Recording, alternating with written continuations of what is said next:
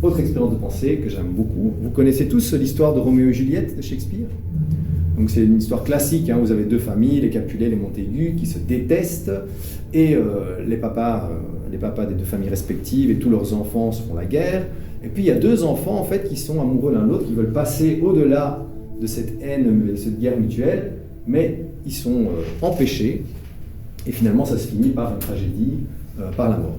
En fait, pour moi, cette histoire, c'est l'histoire de deux États-nations qui se font la guerre, quoi, hein.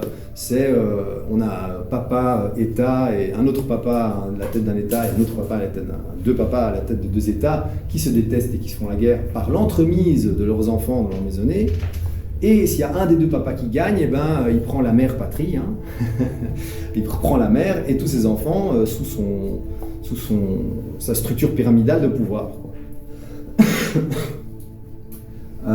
Et donc ça, c'est le problème d'avoir des structures de pouvoir pyramidales et des papas, c'est que quand vous avez des structures comme ça, ça oblige, entre guillemets, les enfants des familles respectives à se détester, alors que fondamentalement, peut-être qu'ils ont envie de dépasser cette haine mutuelle. Ils ne savent même plus pourquoi ils se détestent. Exact, c'est-à-dire qu'ils passent, la plupart de leur vie, enfin, je ne sais pas ce qu'on s'imagine, mais que ce soit pour les Palestiniens ou les Israéliens, je veux dire, 99% de leur existence est passée à conduire les enfants à l'école, préparer le repas, je sais pas moi, aller chercher de l'eau, j'en sais rien, mais pas, ils sont pas là en train de planifier la prochaine guerre ou la prochaine invasion ou le prochain tir de roquette, quoi. Et donc mais par contre, les États, bien. Et toutes leurs structures de pouvoir et toutes leurs institutions et l'armée, oui. Et donc, c'est ici que la décentralisation, donc passer au-delà des structures pyramidales de pouvoir, pourrait aider.